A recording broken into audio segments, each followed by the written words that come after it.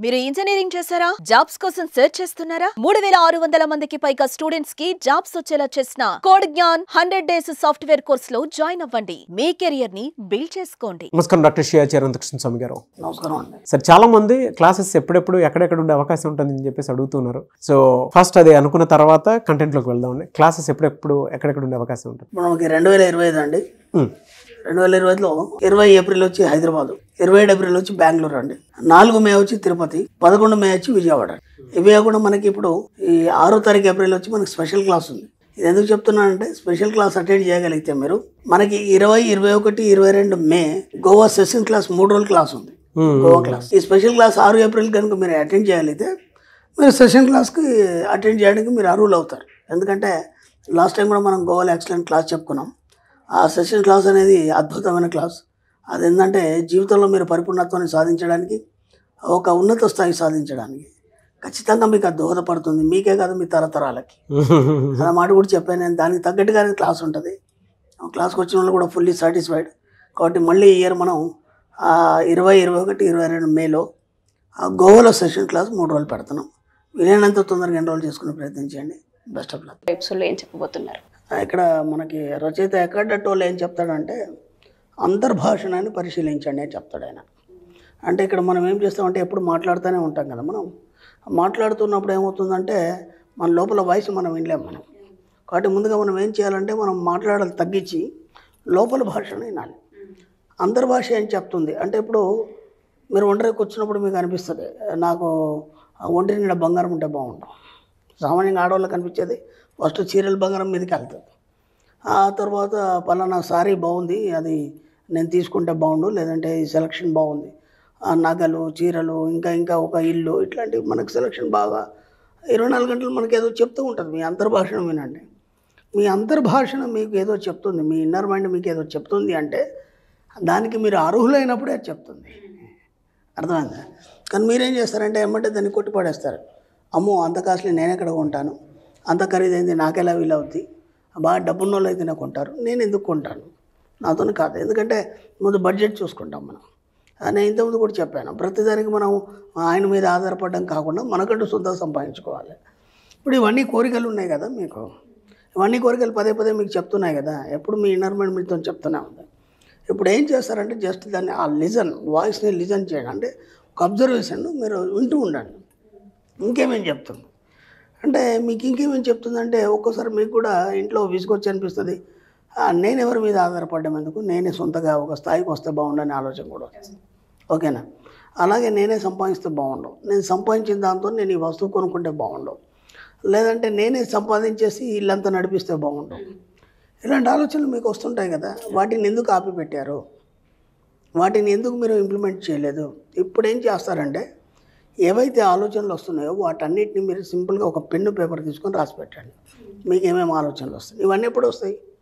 అంతర్భాషను మీరు పరిశీలించినప్పుడే వస్తాయి, లేకపోతే రావు. మీరు పొద్దాక మాట్లాడుతున్నప్పుడు కానీ, లేదంటే మార్కెట్లో ఉన్నప్పుడు కానీ, లేకపోతే జనాలతో ఉన్నప్పుడు ఇవన్నీ రావు మనకి. ఒంటరిగా ఉన్నప్పుడు ఇవన్నీ ఆలోచనలు వస్తాయి మనకి. కాబట్టి ఎప్పుడైతే మీరు ఒంటరిగా ఉండడానికి మ్యాక్సిమం ప్రయత్నం చేయండి. మన సబ్జెక్టులు ఏం చేస్తామంటే, వీలైనంత ఒంటరిగా ఉండండి. ఎందుకంటే వీలైనంత ఒంటరిగా ఉన్నప్పుడు నీ ఇన్నర్ మైండ్ నీతో మాట్లాడుతుంది. నువ్వు ఎప్పుడు మాట్లాడుతుంటే అది సైలెంట్ అయిపోతుంది, అది చూస్తుంటుంది, అబ్జర్వ్ చేస్తుంటుంది. నువ్వు ఎప్పుడైతే మాటలు ఆపేస్తావో అప్పుడు నీతో మాట్లాడడం మొదలు పెడుతుంది. ఒక్కసారి ఆ అంతర్భాషను వినడానికి ప్రయత్నం చేయండి. ఎందుకంటే మనకు రచయిత ఎక్కడట్ వాళ్ళు ఏం చెప్తున్నాడంటే, మీ యొక్క జీవితానికి ఒక చుక్కనిలాగా పనిచేస్తుంది మీ అంతర్భాషణ. ఓకే, అర్థమైందా? మనం ఇప్పటిదాకా దాన్ని గమనించలేదు కాబట్టి మనం ఏనాడు దాని వైపు చూడలేదు, ఏనాడు దాని వాయిస్ వినలేదు. ఇక్కడ ఏం చేస్తున్నామంటే దాన్ని ప్రతిసారి వ్యతిరేకిస్తున్నాం. ఇప్పుడు మనం ఇంతకుముందే అనుకున్నాము, ఇప్పుడు పలానా నగ కొనాలనుకున్నప్పుడు అమ్మో అంత డబ్బు నా దగ్గర ఎక్కడుంది, ఎమ్మటే దాన్ని ఆపేస్తున్నాం. అది మాట్లాడదు మళ్ళీ. అర్థమైందా? లేకపోతే ఒక నగ కొనాలనుకున్నారు, లేకపోతే ఇంకేదన్నా మీరు చేయాలనుకున్నారు, నాతోనే ఎక్కడైతుంది, నాతోనే ఎక్కడ చదువుతాను అవుతుంది, నేను ఎక్కువ చదువుకోలేదు, లేదంటే నాకు ఎక్కువ సమాజం తెలియదు, నేను ఎక్కడ చేస్తాను. చాలామంది దగ్గర నేను విన్నది ఇదే.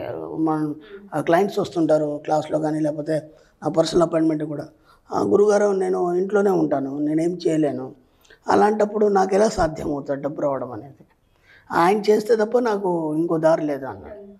అలాంటి ఆడవాళ్ళు వాళ్ళు లక్షల కోట్లు సంపాదిస్తున్నారు. ఎందుకంటే వాళ్ళు సమాజం తెలుసుకున్నారు ఏంటనేది, వాళ్ళు బయటకు వచ్చారు, మనం చెప్పిన సబ్జెక్ట్ని ఒకటి ఫాలో అయ్యారు, వాళ్ళ అంతర్భాషను విన్నారు, వాళ్ళ అంతర్భాషణ ఏమేమి చెప్తుంది దాన్ని అబ్జర్వ్ చేశారు, దాన్ని పాటించారు, ముందుకెళ్ళారు, సాధించారు. కాబట్టి ఎంత వీలైతే అంతా మీరు ఏం చేస్తారంటే మౌనం వహించండి.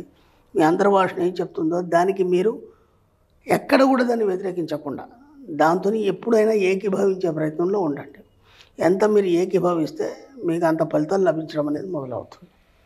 ఒక్కొక్కటిగా మీరు ఒక పేపర్ మీద రాసి దీన్ని ఎలా సాధించాలి మళ్ళీ అదే చెప్తుంది, ఆన్సర్ కూడా మీకు అదే చెప్తుంది. ఇప్పుడు మీకు ఒక విషయం వచ్చింది, ఆ విషయాన్ని మీరు రాసి పెట్టారు, ఇది ఎలా సాధ్యమవుతుంది అది కూడా మీకు తెలియదు. అప్పుడు మీకు ఒక వస్తువు కావాలనుకున్నారు, జస్ట్ దాన్ని అఫర్మేషన్ చేయండి, మీ సారే కొనిపెట్టవచ్చు, మీ ఆయనే కొనిపెట్టవచ్చు, లేదా అమ్మగారు ఎవరో కొనిపెట్టవచ్చు, ఏదో రకంగా మీ దగ్గరికి రావచ్చు. మీరే సంపాదించాలి, మీరే కొనుక్కోవాలి, నేనే సాధించాలి అని రూల్ ఏం లేదు. మన సబ్జెక్టులో ఏం చేస్తామంటే అడగడం, పొందడం, మీ రెండే ఉంటాయి మన సబ్జెక్టులో. అది ఎలా వస్తుంది అనేది మనకు సంబంధం లేదు. ఎందుకంటే నువ్వు అడిగిన మరుక్షణం అది ఎలా ఇవ్వాలనేది విశ్వం డిజైన్ చేస్తుంది. అలాంటప్పుడు నీకెందుకు ఆలోచన? ఓ పిల్లాడు ఉన్నాడు, వచ్చాడు, సాయంత్రం వాళ్ళ నాన్న రాగానే అన్నాడు, నాన్న ఎల్లుండి ఫీజు కట్టాలి. ఓకే, ఒక 10,000 20,000 ఫీజు కట్టాలి, లేదా 1,00,000 రూపాయలు ఫీజు కట్టాలి. ఇప్పుడు ఆయన దగ్గర లేవు, తండ్రి దగ్గర. ఆయన టెన్షన్ పడుతుంటాడు. పిల్లవాడికి ఏం టెన్షన్ ఉంది? పిల్లవాడికి టెన్షన్ లేదు, ఎందుకంటే వాడు చెప్పేసాడు, వెళ్ళిపోయాడు, అంత మట్టికి వాడి పని. టెన్షన్ పడేది వాళ్ళ నాన్న పడతాడు. అలాగే విశ్వము మనకు తండ్రి లాంటిది. విశ్వం మనకు ఏదైనా సమకూరుస్తుంది, అన్ని సమకూర్చడానికే ఉంది, నీకు అన్ని ఇవ్వడానికే ఉంది. నీకేం కావాలో మాత్రమే చెప్పాలి, ఎలా వస్తుంది అనేది మాత్రం సంబంధం లేదు. అప్పుడు ఆ పిల్లాడు అడిగాడు, వెళ్ళిపోయాడు. వాళ్ళ నాన్న అప్పు తెస్తాడా, లేకపోతే అక్కడ నుంచి తెస్తాడా, శాలరీలోంచి ఇస్తాడు, ఇవన్నీ వాడికి సంబంధం లేదు కదా.